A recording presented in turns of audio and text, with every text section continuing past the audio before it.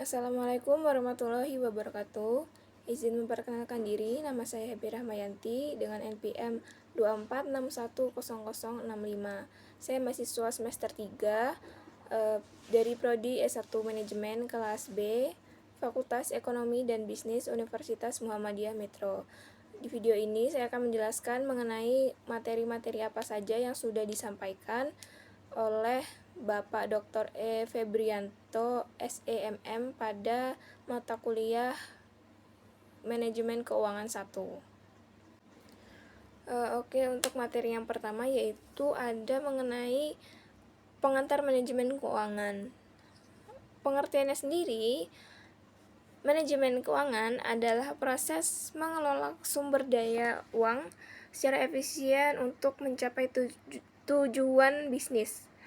Jadi tujuannya itu agar dana yang ada bisa digunakan dengan efektif dan juga lebih efisien dan memberikan keuntungan yang lebih maksimal lagi bagi perusahaan. Tujuan dari manajemen keuangan antara lain itu ada 5. Yang pertama, memaksimalkan keuntungan dan menekan biaya. Yang kedua, memastikan dana tersedia untuk kegiatan operasional. Yang ketiga, sebagai alat perencanaan, pengawasan, dan pengendalian dana. Yang keempat, memberikan pengembalian yang layak bagi pemegang saham. Dan yang terakhir, menjamin keamanan investasi dan pemanfaatan aset. Keputusan keuangan atau financial decision. Untuk keputusan keuangannya itu ada 2. Yang pertama, untuk jangka panjang.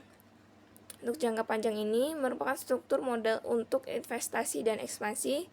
Kemudian yang kedua, jangka pendek, yaitu untuk pengelolaan modal kerja untuk operasional harian. Kemudian yang selanjutnya ada fungsi manajemen keuangan, antara lain ada 5. Yang pertama, dasar perencanaan dan pengendalian keuangan. Yang kedua, pemanfaatan aset secara optimal. Yang ketiga, pengelolaan modal dan sumber dana. Yang keempat, pengelolaan surplus dan arus kas.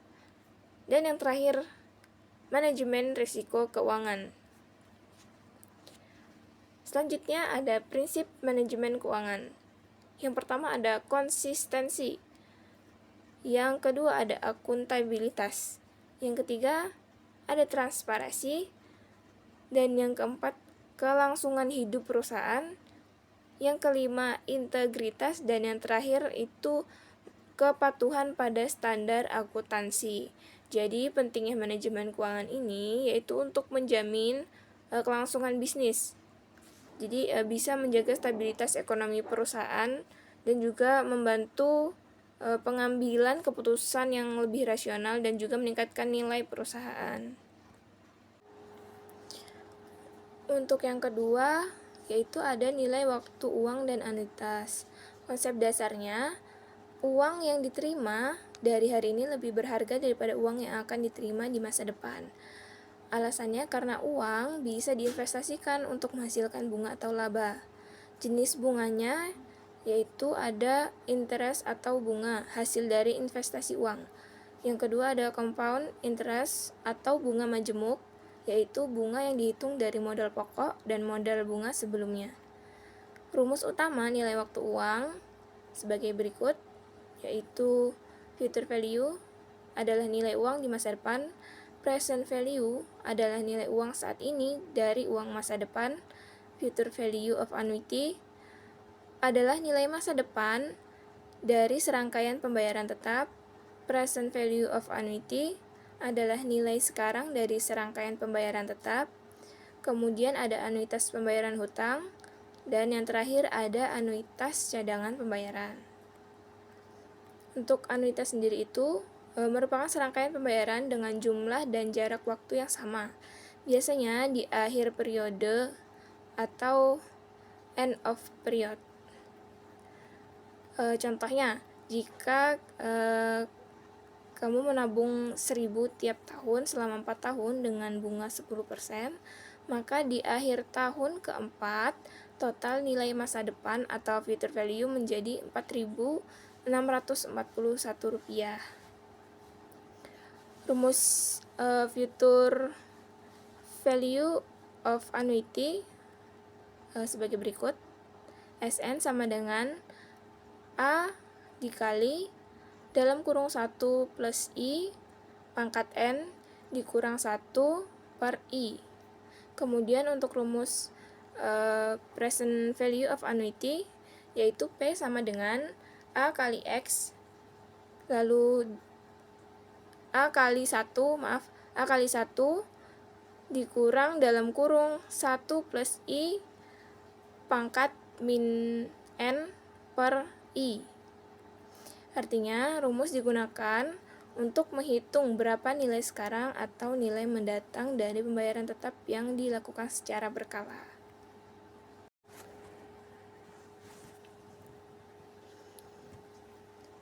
Kemudian yang terakhir ada mengenai analisis laporan keuangan.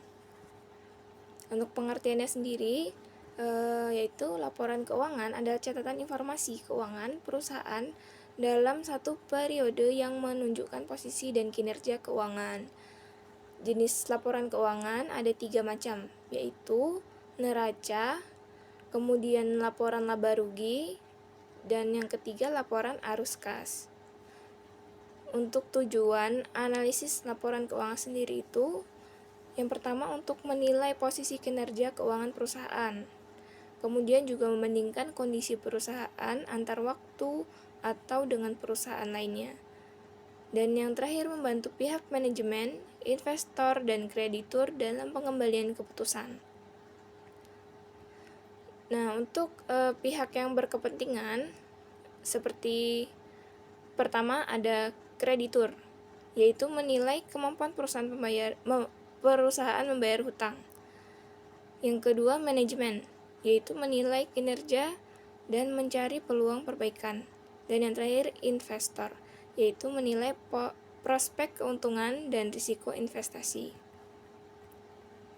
Untuk jenis rasio keuangannya sendiri yaitu ada 4.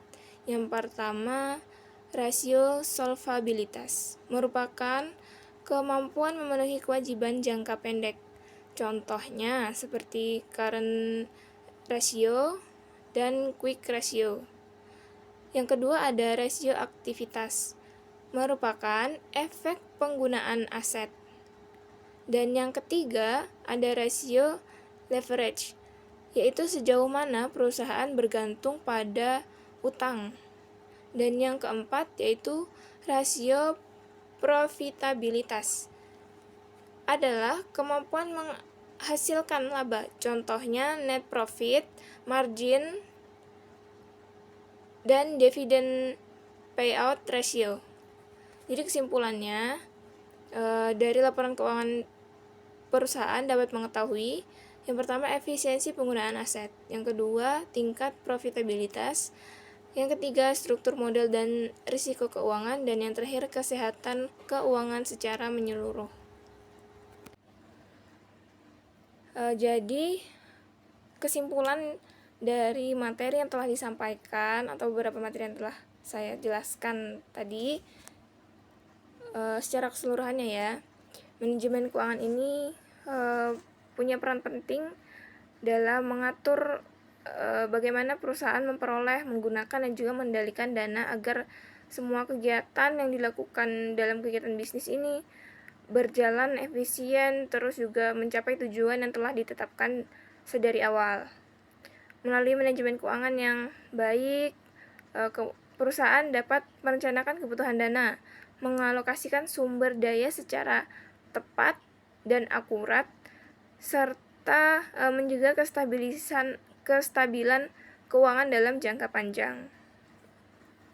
Untuk pemahaman tentang nilai waktu uang, itu juga menjadi hal yang mengajarkan bahwa nilai uang hari ini tuh lebih berharga dibandingkan uang di masa depan, karena uang yang dimiliki sekarang bisa diinvestasikan untuk menghasilkan keuntungan. Jadi dengan kita paham konsep ini tuh, perusahaan ataupun individu dapat mengambil keputusan yang lebih bijak terkait investasi, pinjaman tabungan, dan juga pembayaran berkala seperti anuitas. Kemudian yang terakhir itu analisis laporan keuangan. Analisis laporan keuangan ini juga berfungsi sebagai alat untuk menilai kinerja dan posisi keuangan perusahaan. Jadi melalui analisis rasio, tren, dan juga data laporan keuangan yang lain, kita bisa mengetahui seberapa efisien perusahaan dalam mengelola asetnya. Kemudian juga membayar kewajiban serta menghasilkan laba.